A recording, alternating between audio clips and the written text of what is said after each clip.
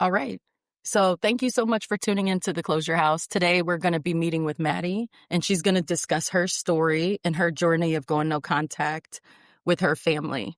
So Maddie, can you just tell us a little bit about what led you to the point of going no contact? So actually going no contact, it was April of 2024. I decided to actually just end everything with my parents. Prior to like the month prior, my parents like took my daughter and like changed the locks in the house, like wouldn't let me see her. And I also got kicked out of my parents' house after I tried to move back in with them. This was like just an argument that I knew it was an argument that was worse than all the other arguments. And I knew it was not going to calm down and it wasn't going to be pretty. And I was kind of done allowing it to continue. So one day I just got off of work, and when I finally had enough, I went pick up my daughter, and my parents tried to call the cops, but the cops couldn't do anything because I had custody of her. And I just put her in my car. I got my cat and everything. And at this point, I was in contact with my godmother in a different state. So all of this was happening in Colorado. In Louisiana, my godmother and I were in contact again. So I drove my daughter all the way to Louisiana. And then I went back to Colorado to finish a few things, but I dropped my daughter off with her cousins and my godmother. So when I went back to Colorado, it was supposed to like get all my stuff, finish off at work, like a 2-week notice, and then I was gonna move. But yeah, when I went no contact, I quite literally moved 1,000 miles away.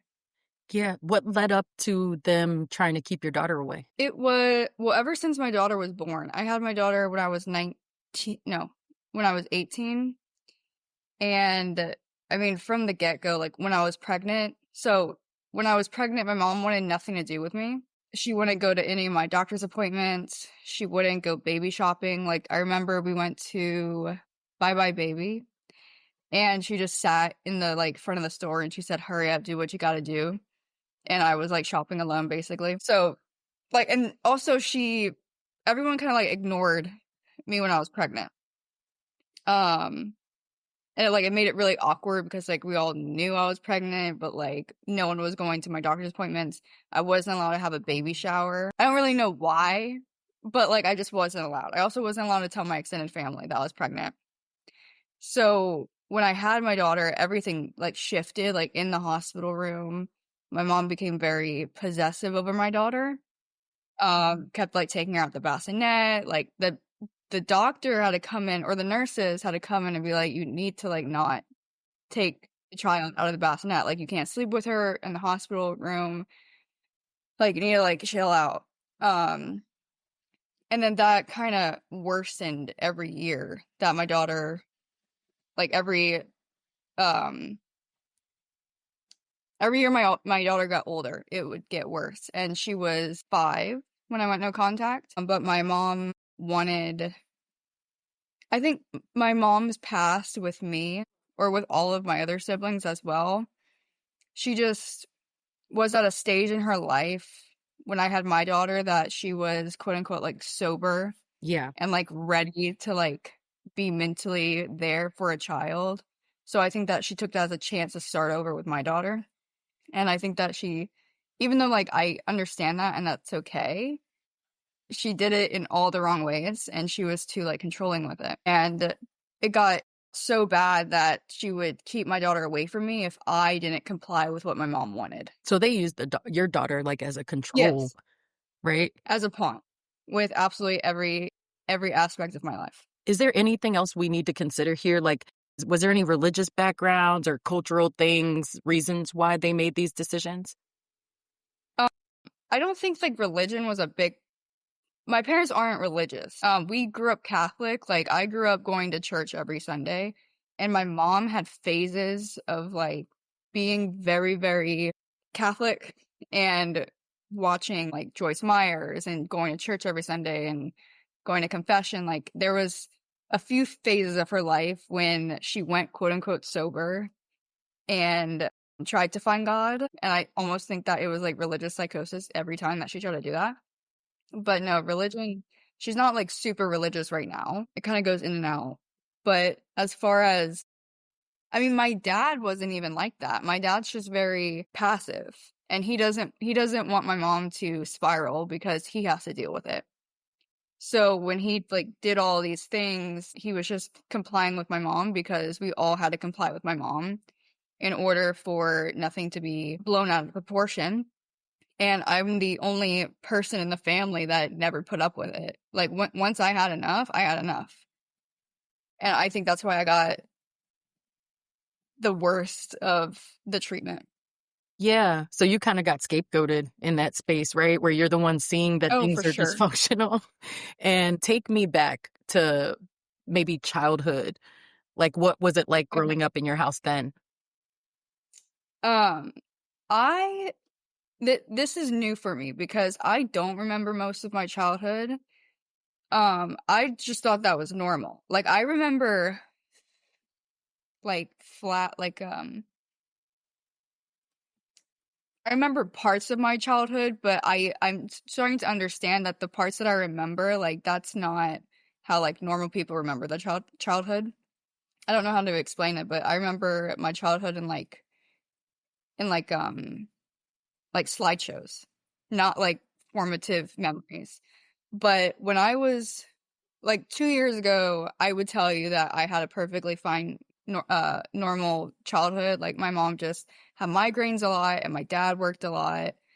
And I was the only child until I was 7, and that was when my brother was born. And we lived in Louisiana from 2000 when I was born, and then we moved shortly after Hurricane Katrina to Alabama, and we lived in Alabama for 2 years because my dad's job took him there. And in Alabama, like I don't have a singular memory of my mom in Alabama or my dad because my dad worked all the time. But in that part of my life, I don't remember anything. I just remember like me playing by myself, and then my brother was born, but I don't really remember him being younger, and I was like 7. I think that I was like supposed to form memories at that point. And then we moved back to Louisiana from 2008, I believe, to 2012. And that's when I started to like form more memories. But also, my mom would always just be sick. My dad would also always work, and it was the same thing. But then I had my sister was born in 2009. And then from there on, we moved to Colorado. And when I moved to Colorado is when I started like keeping my memory, I guess. I was 12, and then my other sister was born when I was 13. And I just always thought that when I was younger, I had a normal childhood. It's just like my parents weren't like mentally or physically there because of their own, because my mom was sick. That's what I thought. And my dad worked. But last year, also, I was forced to go no contact with my extended family. So my godparents, my great uncle, my great aunt, like these people raised me when I was in Louisiana. Hmm. I was always with them. They would be the ones that would take me to go shopping or take me to go do things, like water parks. They would take me to the beach and all that. But as soon as we moved to Colorado, I was forced to go no contact with because my mom absolutely despises them. And I didn't know that I was supposed to go no contact with them. I was 12, I just stopped talking to them and I didn't really question it. But last year, I started to talk to my godmother again because I reached out to her with some questions. And she said, no, like you had a very traumatic childhood. Like you were in the middle of like pill wars because my mom abused prescription drugs. And I was like, that would explain a lot because my mom, I was always told that my mom had migraines, which is true, but it was more than that. And she would just be out of it. Like when we were in Louisiana, I remember one time she was always out of it, like mentally, like she wasn't aware of like her surroundings. And there was one time where she choked me in front of the refrigerator, and I didn't know like what was happening. I was a very like airhead. Like as a kid, I wasn't really aware of anything. So she came, choked me in the refrigerator. She didn't say anything. I didn't question it. All I knew is that I was scared. So what I did is I went into my dad's closet and I grabbed his dress ties and I tied her arms, her ankles, and I just shoved her in the closet until my dad got home. Whoa. And so now looking back at it, she was like under the influence and struggling with like pills, but at the time you had no idea what was happening with her. Yeah. And I mean, I'm not going to go much into like my mom's personal story, but that was something that she was struggling with when she was a kid because she did have migraines. She has really bad migraines, and the doctors always just prescribed her opioids because that was a thing back then in the late or early 90s. But my godmother told me more about like my childhood. And then actually, when I moved to Louisiana and I started to be around like the area that I grew up, like I started to remember more of my childhood because I was like I remember at like one Walgreens or one CVS, I was looking at a tree. I remember my mom left me in the car once when she was at the pharmacy. She left me in the car, and someone actually, a bystander, called the cops because she left me in the car unattended. So my memory started coming back as like last year. So this me processing my childhood is very, very new. And I'm like just now trying to cope with that. I'm so glad you brought that up because a lot of times some of the estranged parents are saying, like, therapists are convincing my kids to go no contact. What's happening is that kids don't have a memory of their childhood, but they know something's not going right. So they enter into therapy and they're like, listen, I need to talk about this. And as you start unraveling, all these triggers or repressed memories or stuff start happening, and people are like, oh my goodness, I was abused. Yeah. That's something that's very new to me because I just, for a long time, I thought that I was the problem. Like, I knew my mom was a little bit not okay in the head, but I thought that since I was the only one getting the backlash from like my family, I thought that I had to be doing something wrong. But I mean, we all have our problems, I guess. But I'm starting to understand that I did not deserve most of what I've been put through. I was just in survival, and I wasn't given the tools to thrive. Are there any choices that you would have made differently about having your daughter in that space? When you had her, you were an adult, but you were still, underneath, it sounds like your mom's control. Yeah, the reason why I depended on my parents so heavily is because I was 18. I lived in a state where I had no other help from extended family, and the father wasn't involved. So I think what I would have done is I wouldn't have worked so much, because my coping mechanism was work. I went back to work 3 days after I had my daughter. I also overworked myself and I got really sick and I went into preterm labor. So my daughter was like a little shy of like a month born, and we stayed in the hospital for 2 days, and then the night I got discharged in the afternoon, and then the next morning I was up and I was doing things. But like, I remember my mom telling me that I was a bad mom because, and this was like a few months in of like my daughter being born, because she had to watch my daughter all the time. But looking back on it, my mom would be the one to watch my daughter while I cleaned the breast pump or while I put the dishes away or while I was doing things. And in a normal scenario, I'm pretty sure it would be the other way around, where if you're helping your daughter when she just had a kid, you would have your daughter watch the child and you would help around the house. It wouldn't be the other way around. Like, you wouldn't take the child and then have your daughter like freshly postpartum, like doing the chores or, doing all these things. Yeah, it felt like the roles were reversed and that you needed more help, Oh, but yeah. you were doing the part that you needed the most. Yeah. But definitely, I think that I wouldn't have worked because I became really obsessed with work because I was scared. When I had my daughter, my parents sat me down and they said, well, the father isn't involved. Like, you put all of your horses before your cart, and you need, in this stage of your life, like, you need to catch up because you just had a kid at 18. You're not stabilized. You don't have a career. You don't have any of that. So I took that as I just need to work really hard to get to that point to catch up for like the lost time or like the life stages. Yeah. So that's what I did. I I went from working within 3 years, I went from working at a coffee shop to a operations manager with no schooling, no other experience. Like I just worked my way up around my area. So I was making minimum wage to 6 figures in 3 years. Wow. So when you say you were working hard, like the effort was there, but you were also moving up the ladder. Yeah. So by the time I went no contact, like I thought that I was in a pretty good space. I had my own apartment. I splurged and I bought like my dream car at 22. And I achieved all of these things because of me, not because of my parents. And I did all these things when like my child's father was not doing anything.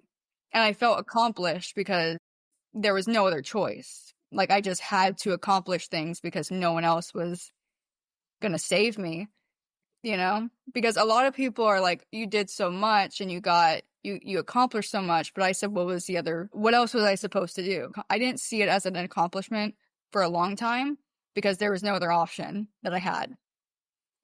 That makes sense. And so you did all this with no support. Where was everyone else? Like, I understand at 12, you were like, okay, I'm going no contact because I don't really have control over contact anyway. But like, what happened to everybody else once you're struggling this way, supporting yourself, moving into an apartment? My support system was only my parents, and they did help me a lot because they did watch my daughter, but I'm now framing that as like they didn't help me, they just wanted to control me. Like it was not a support system, it was a control system. No matter like how long they watched my daughter, they took control and they took my daughter. It wasn't them caring. I mean, yes, it was them caring about their grandchild, but it wasn't the fact of like helping their own child in that sense. But when I was 12 and I went no contact with my extended family, they didn't know what was going on. They thought that my mom just like was a better parent. And I said that was far from the truth. Like when I was in Colorado, we had CPS call twice in the house. Mm-hmm. And this is outside of the being stuck in the car and having a bystander call. In Colorado, well, my school called twice because the first time when I was a freshman, my mom threw a candle at me. And I went to school with a black eye, and my chemistry teacher called to make like an anonymous report, and like nothing really happened. And then the second time was when I was a senior, and when I was a senior in high school, I went through like one of my worst depressive episodes ever, and I just like did not know why, and I didn't have my parents to guide me or like acknowledge that I was going through a depressive episode. I remember sitting at the kitchen table and my mom said, "Madeline, we all want to kill ourselves. Like, get over it." Like, that's the most of what I got for like emotional support. And I was like so beat down. And it wasn't really anything that my parents were doing. It was just all like just me being depressed. I went to my counselor at school and I said, I can't do this anymore. I don't know what to do, but like I am not okay. And then she called, um, well, I was on a mental health hold in a hospital, but CPS was called because my mom started cursing out the whole like facility at school Yeah. and the hospital. So like they're like there's underlining issues that's going on. So like they called CPS on my parents and they found medical neglect, emotional neglect, and physical abuse, I think. And I wasn't allowed to go home with my parents because we had a meeting with a social worker on if I was allowed to go back home. I don't remember the specifics of what happened in the meeting, but I remember my mom would just bring up things to embarrass me. Like to tell me like, well, this is why she did this. And she was bringing up like very embarrassing medical things with me. And I got really mad at her and I took my dad's coffee and I threw the coffee at her face. And I got escorted out. And whatever my mom did after that was like so bad to the point that the hospital was not willing to allow me to go back home with my family. Yeah. So I was in that hospital for I think a week and a half extra than what I should have been. Yeah, and a lot of times parents seem like they're doing everything right to the outside world. So, like, here's your support system thinking, oh my goodness, her mom's really parenting well. And that's why Mhm. we're not hearing from her, and thinking maybe you're Yeah. just young and you guys are moving on with your life. But in reality, it was so unbearable that you couldn't take it, that you had to go to a counselor and be like, I literally can't do this. Yeah. And at that point, like, it was nothing to do with what my parent I don't remember it really being anything that my parents were doing. At that point, I think I was just depressed because of my own issues, but my parents also did not support me through any of that. They weren't like, "You're not yourself. You're not like, you need to get help." It wasn't any of that. Yeah. So because of that lack of support, then you were like just relying on yourself emotionally. I think so. Yeah. And then soon after, I got pregnant. So I moved back in the house in May, and I think I also got pregnant in May. Since I was 18 at the time, I had no other choice than to just, like, move back in with my parents. Yeah. And they always, like, accepted me, and that's the thing that messes with my mind a lot because I'm like, if my parents really hated me that much, like, they wouldn't allow me to go back home. But it's deeper than that because, like, yes, they did hate me. My mom also liked control. How do you think, looking back, that the lack of sobriety impacted? Like, I understand the migraines and her not being very present in that space, but like, what else do you understand about addiction now? I mean, not too much because I don't really think that my mom's issue stems from addiction. I think her issues really stem from, like, a mental illness.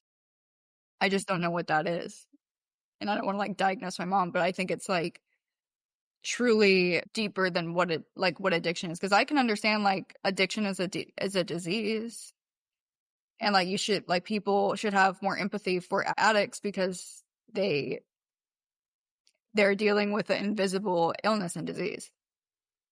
But even though my mom was an addict, she's also, like, a raging mentally ill person, and that's the part that I don't forgive.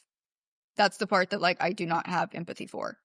'Cause you can't I'm not gonna give sympathy points for someone that actively goes out of their way to make other people feel like absolute garbage. Yeah. And this wasn't just an isolated feeling towards me, this was towards everyone. I mean, my dad got it sometimes, and my siblings got it, but not as much. It was more so if I didn't do something, my siblings would get punished. So whenever my siblings would get punished, it was because something that I did or didn't do. Yeah. How do you think that shame, guilt, doubt, how has that played a part in this going forward too? I wasn't allowed to form a personality or my own thoughts. I didn't grow up feeling motivated to do things. I wasn't allowed I didn't really allow myself to have dreams or set goals for myself because I think for a big part I lived in a lot of shame and I didn't really know at the time that I was doing that to myself. That I was always I guess contradicting myself and my abilities to be able to do things. And I would always sell myself short, and I never really knew why. And that's just because um, it wasn't really allowed to express myself or, like, have my own thoughts. Yeah, it sounds like your mom was controlling everything and everyone. And you were saying earlier, like, your dad didn't really step in. He was just kind of there. Tell me about the impact of his part in your journey. His impact affected me the most, because my mom, I can write off as, "You're just a terrible person." I want to make this clear. I never bonded with my parents. And for a long time, I thought that was a me issue. But it was more the fact that they weren't there. They did not prioritize a bond with their child because they're bonded. I mean, from what I see, they're bonded better with my siblings than they were with me. But I don't talk to my family. Like, we lived under the same roof and I barely spoke to them. I barely spoke to my siblings. Like, we were very much so, isolated. But as far as my dad, I can understand, because my dad's a very funny person. He's a very outgoing person. He's a very, like, hardworking person. My mom has never held down a job. My dad was the sole, provider for my family. And I think that I grew up taking on more of, like, characteristics other than, like, my mom. And I feel bad because, like, during this whole, like, court process and everything, like, I did not want to throw my dad under the bus because I understand that he's also a victim.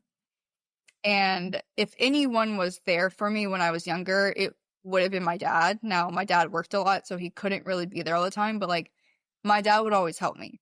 If I had car problems, he would always make sure that my car got fixed. If I needed help with anything else, like, he would be the one to openly help me without, strings attached to it. But there was a point where I was like, you are just as guilty. And that was a hard pill for me to swallow because I'm like, well, if anyone's going to be there, it's going to be my dad, even though, like, we're not bonded, like, he would still do anything for me. But I just realized that he's an enabler, and him not doing anything to protect me, he is just as guilty as my mom. Yeah. And you touched on the physical abuse, so, like, her throwing the candle and that kind of thing. Mm-hmm. What else did she do emotionally that sticks out in your mind? Just, like, saying the worst possible things that, I mean, it sticks with you. I can't really name anything in the moment. I went blank, but my mom is educated. She never held down a job, but she's a very good, and she's very smart. Like, she's not a stupid person, and that's what's scary. Like, she's manipulative and smart. But she would just do things so thought out sometimes and say things that were so condescending and just nasty that there was really no boundaries that she knew when we would get in arguments. Like, she would say some of the most hateful things to me, and then she would flip it and be like, well, I did all these to help you. And that messed with my mind for a long time. Like, when I freshly went no contact with my family, I think this was in February, I was seeing this guy, and he was going through a divorce with his ex-wife, and his ex-wife and my mom had, like, very similar personalities. And my mom never met this guy, never knew anything about this guy, but somehow his ex and my mom found each other. And then they formed, like, a bond to attack me, to find out where I was staying. My mom would tell this stranger my medical history and the things that I did in high school, and, like, all of these things that were, like, personal to me, she would share to the guy I was seeing, his ex at the time. And there's no possible scenario that you should have been talking to her in the first place. And you were talking to her in order to hurt your own child and to make your own child feel unsafe. Because there was a point where, like, she would stalk me, and I would get, like, anonymous messages of, like, I'm gonna slash your tires, I'm gonna do all these things, I'm like, your mom told me this. And my mom told her that I got Whoa. which, like, it was just, like, a blatant lie. And I was like, why would you tell her that? And again, you shouldn't be talking to this person. Like, there's no reason why y'all should be friends. Mm-hmm. And my mom said, well, you told me that once. And I said, I never was. And let's say I was. Why were you talking to her? Yeah, I why don't would get that it. be conversation or something that would be discussed with Yeah. anybody?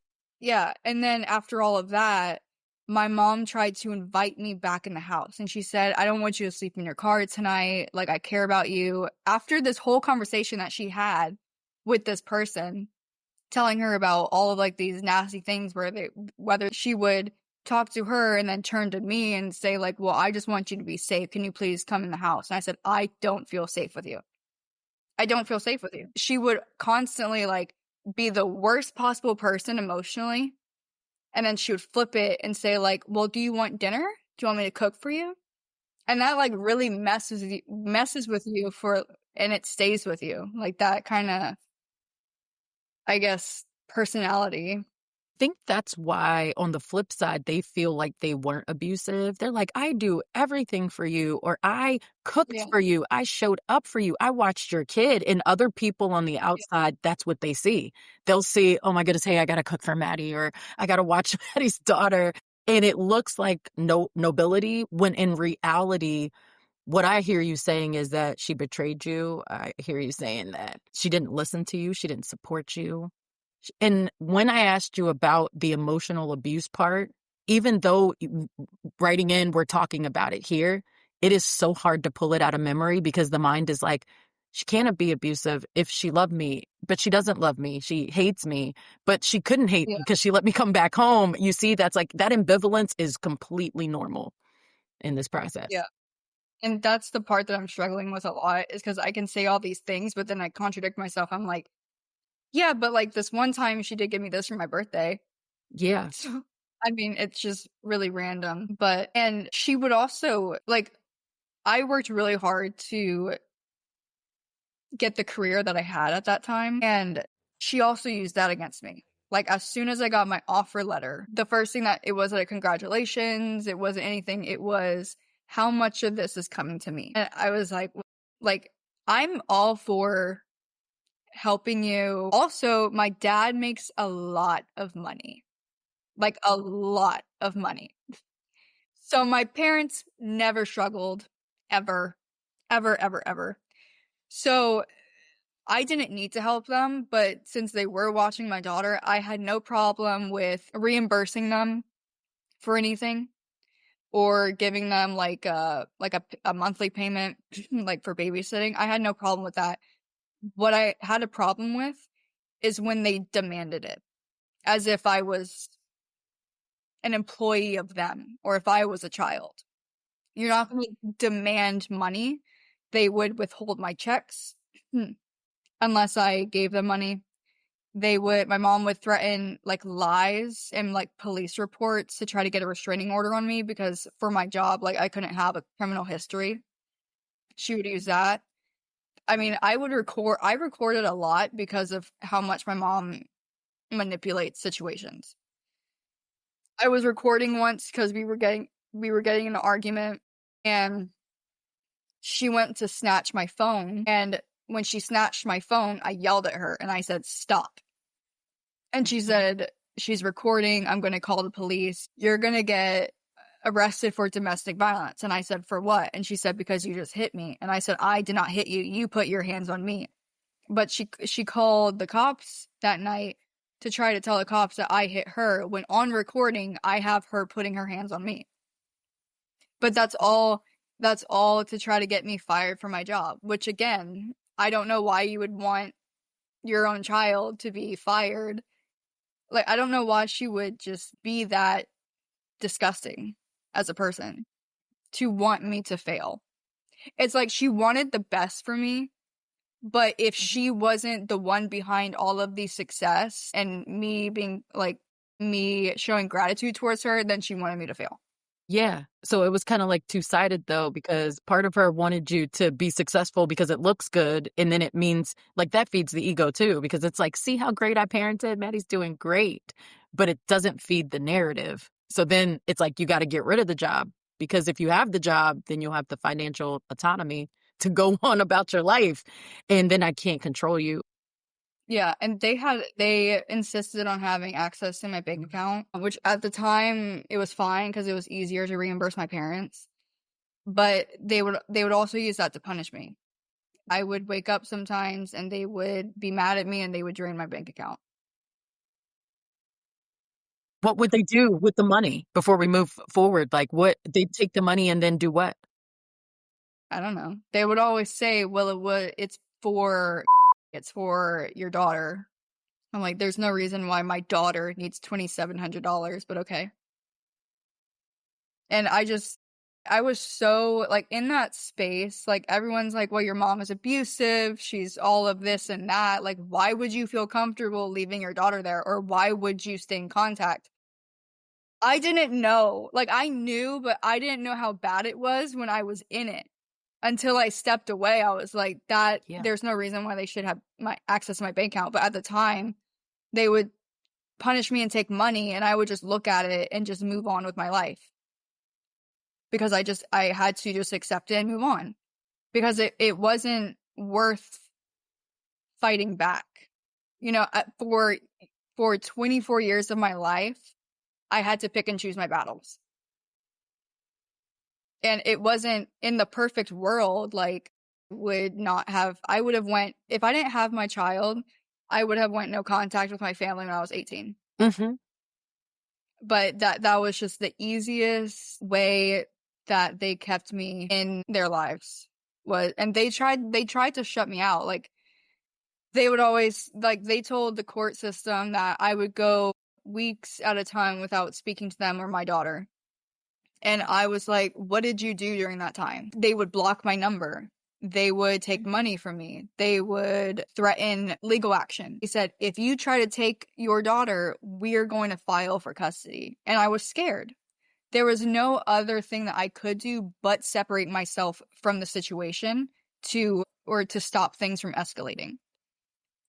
But on the outside, to the court system, it looks like I just up and abandoned my responsibilities as like a mom. But at that was when I was doing that was my way of helping everybody, helping my siblings, helping my dad, helping my daughter. Because, like, if I wasn't in the picture, then things weren't chaotic. Yeah, and a lot of times when you're being controlled this way, it feels like you don't know what to do because there's so much confusion. Like we talked about that back and forth. So one of the things is you learn to just do what's acceptable until you can't. And like that seems like the biggest hurdle. So if you feel like you're the problem, it makes it really hard to make decisions in this space because you're just like, okay, I'm problematic. So if I just don't do this and I just comply, then I won't have the problems. It's me versus their behavior is controlling and manipulative and not good. Yeah. And if it wasn't for my godmother reaching out to me, I probably would still be in that situation. How did she contribute to you being able to get out of that situation? Well, first off, if I had a mother figure when I was younger, it would have been my godmother. She did everything for me. I would stay at her house for days at a time. When my mom just like didn't want to do anything, I would stay with my godmother and we would do everything. She would take me shopping. And I loved her growing up. And then when I moved, I went no contact with her. And my family, my mom also told me that my family hated me. That I was the reason why we were no contact. Like my dad's side of the family and my mom's side of the family, like they don't speak to us because they are embarrassed of your personality. So again, I never reached out because I was like, well, everybody hates me. But when my godmother called me, she said, no, like we wanted custody of you. But when she reached out to me, this is when my parents were keeping my daughter from me, and they said, like, you can't have her raise your daughter, like, you need to get out of this. And I was like, I know. And this was, at this time, this is when I was trying to figure out a plan, because this is when I absolutely had it. She texted me the next day, and we've been no contact for 12 years. And she said, we cared about you a lot when you were younger, and we feel absolutely awful that we couldn't do more for you. But if you want a second chance at life, we are more than willing to help you if you want to start over and start fresh. Like we will be your support system. And that's when I put everything behind me. And I was like, I'm going to move and everything's going to be okay. And everything's going to be okay, but like at that point I just didn't really understand or thought of like what I was putting myself into. And that's one of the reasons why I never tried to leave before, is because I was not mentally strong enough to deal with the retaliation and the consequences. But I was ready at that time because I had extended family support to actually follow through with going no contact. And if she never reached out to me and if she would have never offered to help me, I probably would have just repeated the same cycle. Because, like, yes, it's terrible and it's bad and nothing's healthy about the relationship I have with my family, but I also know it's comforting in the way that I know that it's going to have its ups and it's going to have its downs, and I can tell, and it's predictable. If I would go no contact and restart my life, I don't know if I'm going to be successful. And the unknown of that second option was too scary for me to actually try. And as soon as I moved down here, I think separating myself from the environment I was living, it has made me realize how much work I need done on myself and how much I actually went through. And just like seeing how normal family operates, it's like very, very uncomfortable for me. Because like now I'm in a space where people actually care about me, and them caring about me makes me feel bad because I feel like a burden to them. And there were so many times that I told my godmother, I was like, I just want to run away. Like, I just want to, because that's what I did. I fight or flight, I'm flight. If I feel like I am an ounce of a burden, or if I feel like I'm too much, or if I'm uncomfortable, like I want to just run away and start over. And she had to like sit me down and be like, you need to stay. Like everything that you're experiencing right now and everything that you're going through, like you have to just go through it, or else it's going to be the same exact cycle repeating itself. And because like they come from a loving family, and I come in with all of these insecurities and problems and these issues and this emotional baggage, that she wants to, like, she has her own kids. She wants to be, she wants to have a relationship with her husband and her kids, and then I'm in the picture. I have to heavily depend on them. And I feel like that's too much sometimes, because it is. Like sometimes it just is too much for them to handle. And I have no other, because for a long time I was depending on them for financial support. Like they didn't have to do any of this, and they also didn't really know like what was going to happen once I moved, but the lawyer fees like took all my money. So they had to help me with rent, they had to help me with food, they had to help me with tuition for my daughter to go to school, and they did all that out of their pocket. And they even had to help me with lawyer fees because I don't make anywhere near what I used to make in Colorado. And I just felt like so much of a burden, because I'm like, y'all wanted to help me, but y'all didn't want to raise a 25-year-old child. I felt absolutely useless because I came from a job where I did have my own apartment. I did make my car payments. I used to give people money if they needed money. And now I'm in a spot where like now I need all of this assistance and all this help, that I feel like even though I am progressing in life, I have my days where I feel like I did the opposite and I'm moving backwards because of the amount of help that I require.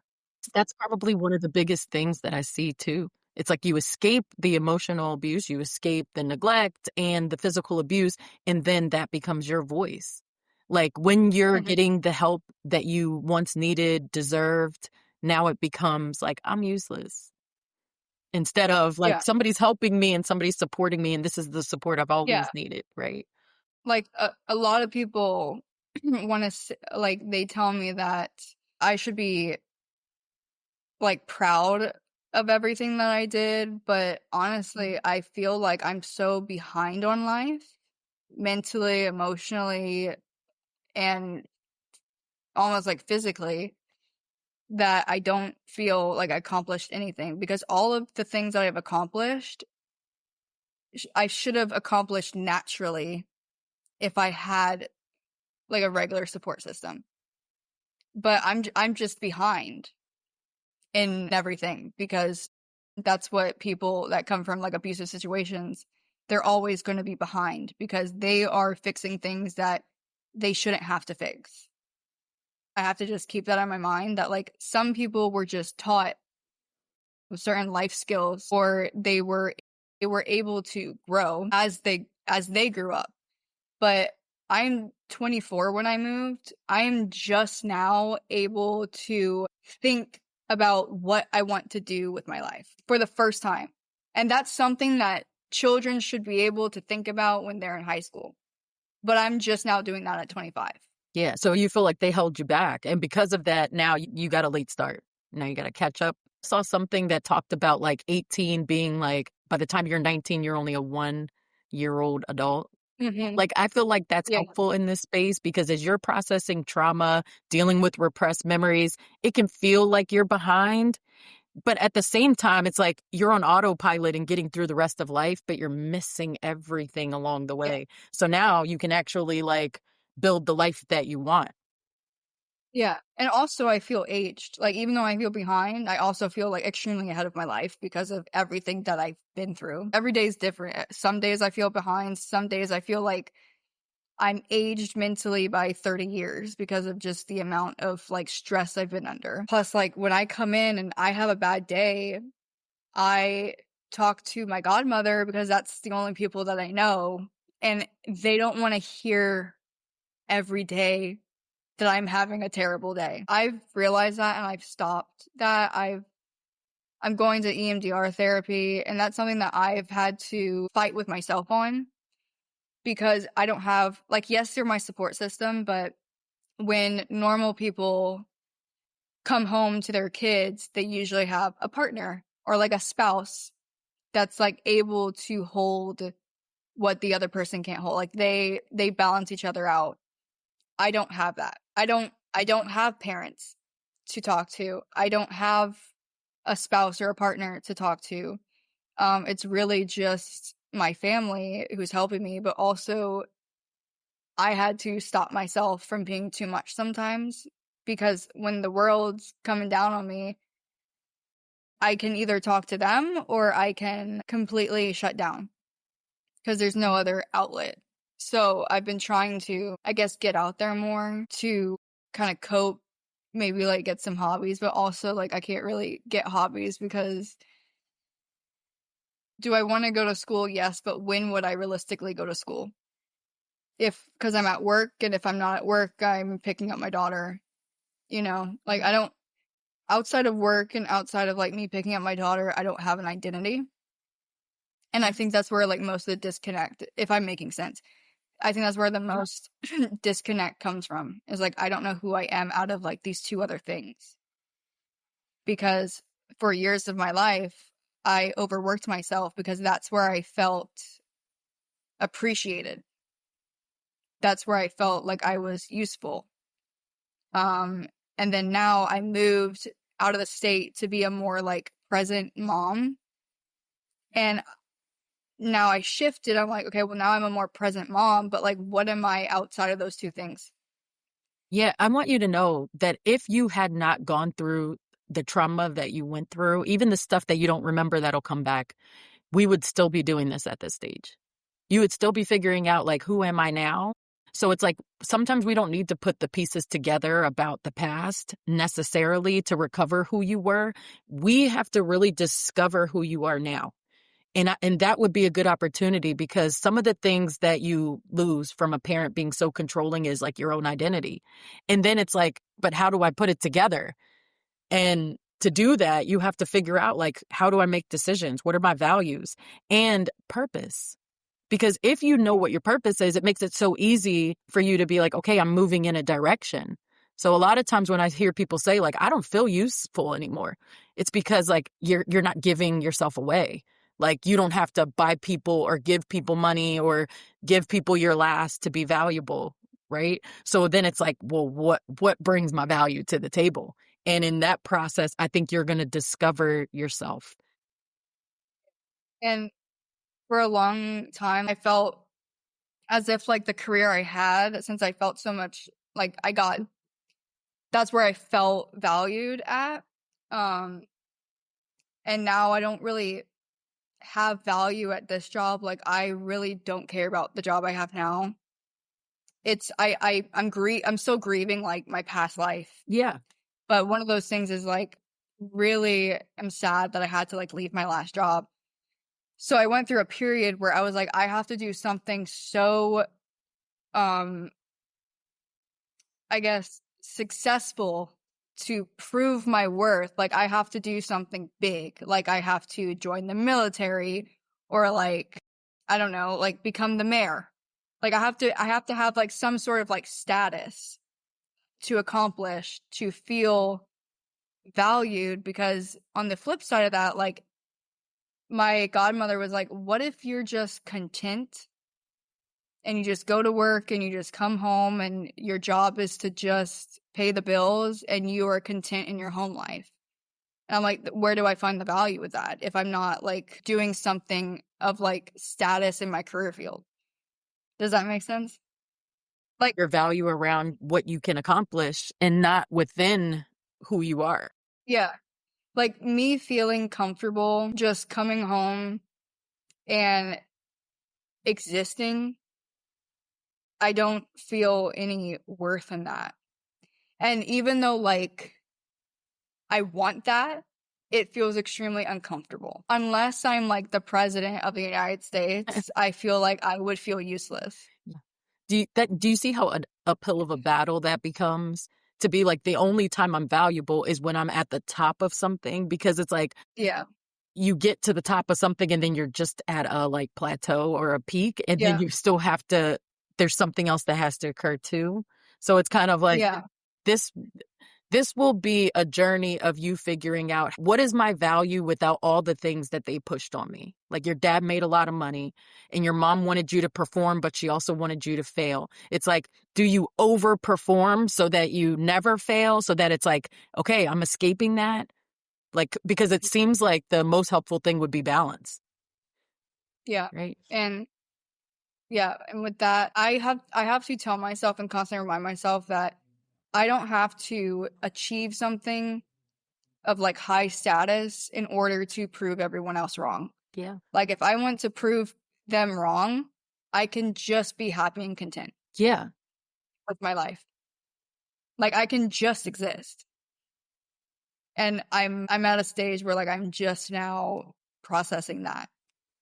Yeah. Because if I wasn't doing something like big or like dramatic or I guess like look at what I accomplished here, Mm-hmm. and I feel like in an unhealthy way, like that's how I operated for a long time. I wanted to be successful to prove everyone wrong. Yeah. And I'm like, if I really want to prove people wrong, I'm just going to exist and be happy. Because like I don't have to achieve things to make people realize that I can be successful. Because a lot of people didn't want to see me successful, you know?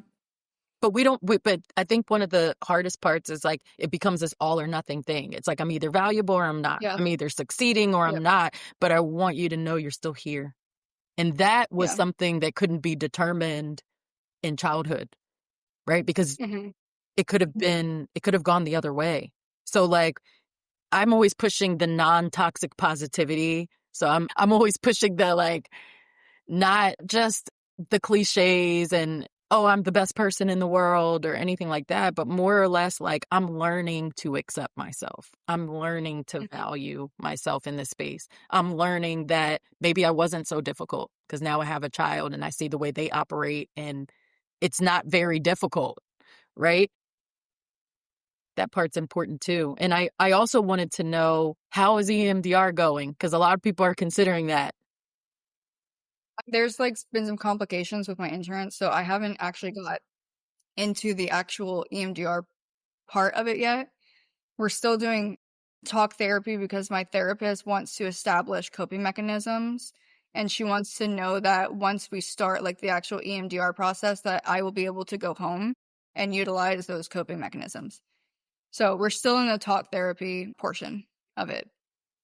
It sounds like you're always trying to do better in any space. Like one of the things that I really respect about sitting here talking to you is you're not painting a one-sided picture about what's happened to you. You're telling us everything that happened, your side, their side, what you experienced, what you would do different.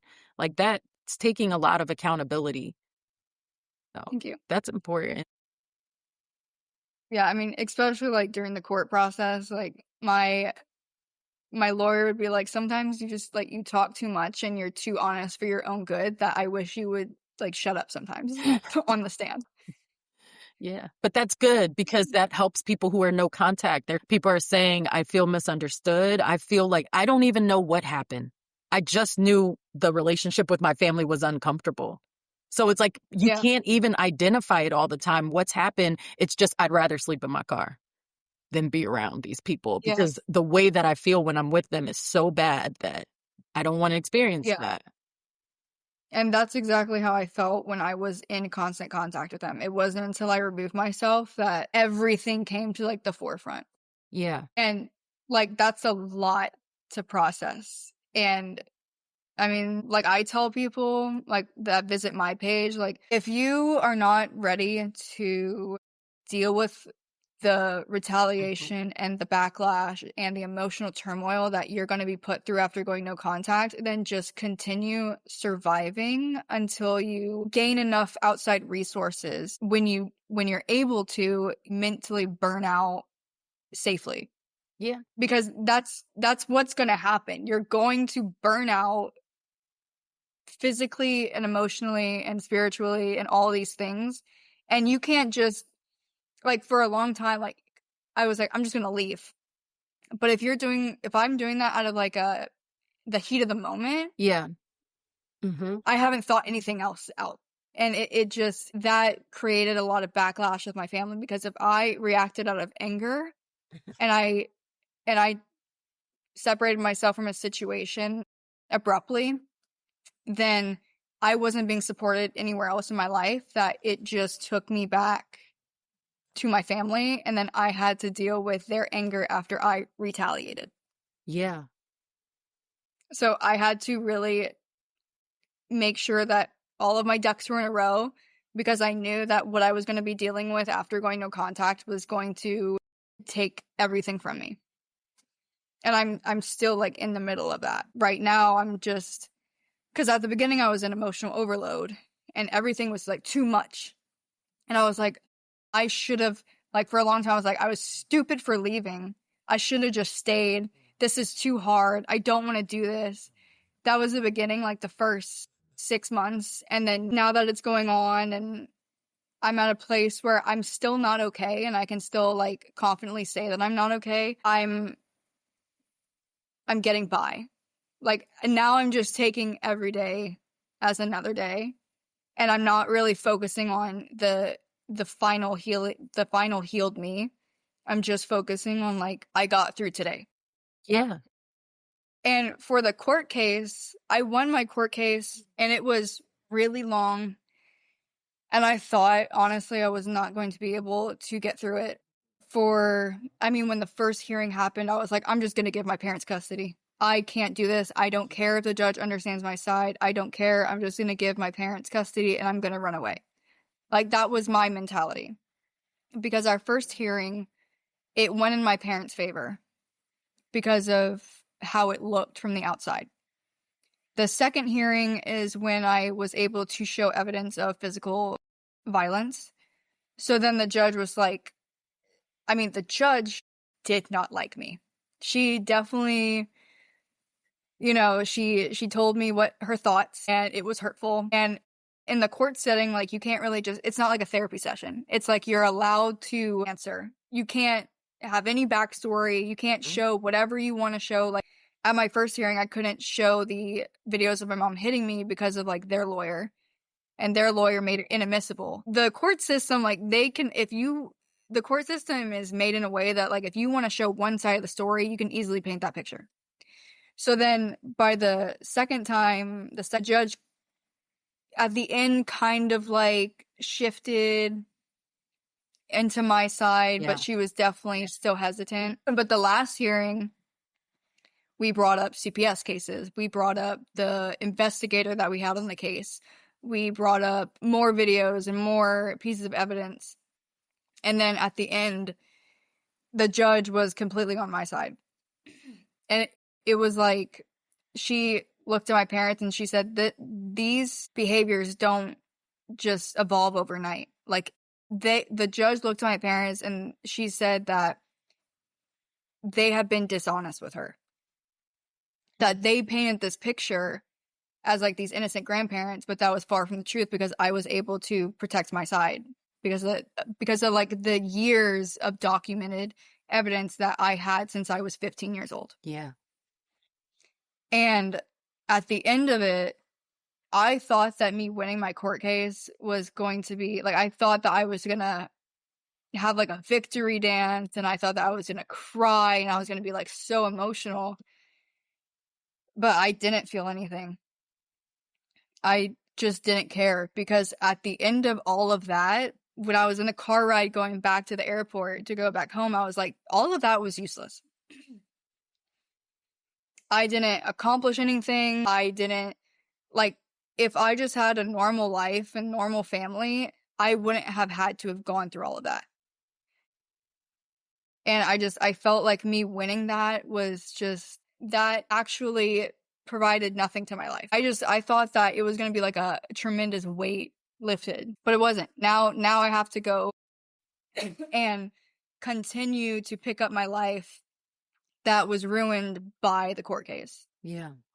Because I'm filing at 25, I'm filing for bankruptcy because of the amount of debt that I'm in just from the lawyer fees. Yeah. And again, it was useless. I didn't have to go to court. Like, I've been innocent this entire time. And I called my dad. I haven't talked to my dad in a long time. And I would always make excuses for my dad because I did care about, if I cared about one parent, I cared about my dad. And I knew that he was a victim. And at the end of the day, like, I didn't want to throw him under the bus. Like, I just felt bad. But at the end of the day, I had to protect myself. But I called him because I was just angry that I am 25 and filing for bankruptcy because of my family. Like, my own parents are the reason why everything that I accomplished in my life got taken from me. So I called him and I just told him, I was like, hey, I just want to let you know that you completely screwed up my life. So even though you have 3 other kids that are doing amazing, like, I hope you sleep at night knowing that you ruined your first child's life and she has to file for bankruptcy at the age of 25 because of you. And he, on the other side of the phone, he asked me, he's like, well, do you need any help? And that set me off. Because no, I don't want any help from you. And the fact that you would even offer that isn't caring. It isn't out of the goodness of your heart. That is just guilt. Guilt that you could have easily put your foot in and stopped it 8 months ago, but you didn't because you're weak. And you actually didn't care to protect your child. You just allowed your wife to trample all over her. That's what you did. And I told him, I was like, I told him, I was like, I don't need your help. I don't want to talk to you. Just rest every night knowing that you accomplished ruining my life. That's all. And then he said, you're filing bankruptcy because of me. Like, he was questioning me. And I was like, yes. Did you not serve me paperwork with your name on it? Why else would I be filing for bankruptcy if it wasn't for the $70,000 of lawyer fees? Because if I was representing myself, it probably would have been a very, very different outcome. Yeah. It sounds like it because for a little bit, the judge was like not even seeing their side or what happened. She was only seeing what she believed about it. Then towards the end, when she got it, so having that lawyer was probably really helpful. You had to uproot your life. You had to change everything. You didn't have the help. You needed the support. Yeah. But I mean, my daughter is thriving more than what she would have. So, I mean, since we've moved down here, I mean, from the get-go, like, when I dropped her off last year in April, she bonded very quickly with her cousin. My godmother is my mom's first cousin. Mm-hmm. And then she has her own kids, and my godmother's daughter is the exact same age as my daughter. So it's like, you can't separate them. They are best friends and moved to a smaller town. So, like, there's kids that live in the neighborhood that goes to the school, that goes to the like festivals and all these things. So, like, everybody knows each other. everywhere. Like you go to the grocery store and you're running into like 5 people, So it's very like comforting, and it's because I grew up in the same town, so I do appreciate, or I can understand that my daughter's having the time of her life because there's a lot more things to do. I mean, I'm also in the South, so like she likes to go catch bugs, she likes to go catch lizards, she likes to go swimming. We live like 2 hours from the beach. So, and my family also owns a beach house. So every weekend, like my daughter is currently at the beach on an island living her best life, and she goes like fishing and crabbing and everything. And she's been a lot more outdoorsy. Even though like she was living with my parents for a long time, she wouldn't do anything outdoorsy. She would just like stay and play on the iPad, but like now there's like so much to do. And she's also surrounded by like multiple kids her age, and she has a birthday party to go to every weekend. So, I mean, she's living exactly how a 6-year-old should be living. Yeah. And I'm just, out of all of that, like, I'm just glad that her formative years, she'll be able to, like, hopefully have long-standing friendships and, like, go to school and grow up with the people that she knew since she was younger. That's, like, something that's very important to me because, like, I didn't have that. Because my dad was military, so, like, we moved every few years. So I never really was able to have, like, those long-lasting friendships. But that's something that I'm looking forward to, like, my daughter having, growing up in, like, such a small town. Yeah. And what do you think, now that you're parenting, you are most proud of yourself? I think how gentle I am. I'm still working on being present. Even though, like, I'm physically present, I'm working on the emotionally present part. Yeah. Because, like, I'm still struggling with my own issues, but I'm still trying to, like, dedicate at least one day where my daughter and I can go do something, So it's not so much, like, go to work, come home, go to bed, Like, once I get through all of this, like, financial mess, I'm hoping that I'll be able to have, like, some spending money so, like, we can go to, like, the city, or, I've been like, we go get our nails done, like, just one day out of the week to be able to do something, like go to the park or something. That's, like, what I'm working on, but I think through all of this, it would have been easier for me to turn out exactly like my own mom. And I think that I am most proud of myself that no matter, like, all of this and everything that was given to me to fuel me being an angry, hateful, spiteful person, I did not change. Through all of these years, like, since I was little, especially up until, like, me being, my personality has never shifted on becoming a hateful person. Yeah. And I So think you can be that's, most proud that you didn't repeat the cycle. yeah, exactly. Would you say to someone who's listening, who's thinking about going no contact with their own family? That it is worth it once you get through being completely broken. Like, you think you're broken now, just wait till you go no contact. And then you're going to be even more broken. And then you're going to think that you can't do it. And then you think it's going to be easier to just go back. But once you get through that, like, even lower than low, once you start getting to the other side, it's worth it. And then if you had a chance to say one final thing to the people you went no contact with, what would you say? That I can forgive them as a human, but people that constantly deny their actions and what resulted in with their actions, if they constantly deny that, then there's no forgiveness to be given. I can forgive you knowing that we all have our own problems and we all have our own issues and that we're all living on this earth for the first time.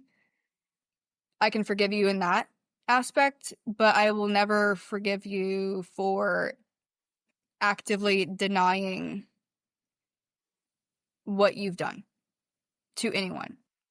Strangers, family members, like what y'all have done is too much, and there's no forgiveness as long as y'all are actively denying any involvement of abuse.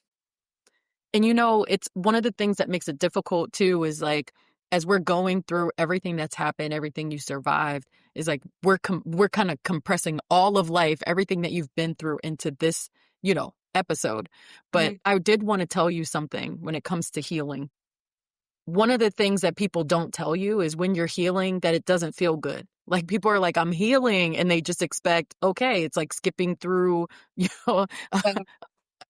I don't know, a valley or something. No, it feels Like absolutely terrible. it's one of the hardest things you have to do. Sometimes it feels like you're getting drug along healing, Yeah. right? But to keep just putting one foot in front of the other is so important because going no contact is a big deal. It's not just something minor that people do to punish their parents. It's something that they do to save themselves. And it sounds like with all the turmoil and everything that you had to go through, you did what was best for your life. Mhm. And in return, you got to give your daughter a really good life, even though you're not where you want to be. So I thank you for coming in today. And I thank you for telling your story because I think it's going to help a lot of people. Well, thank you for having me. I appreciate you reaching out.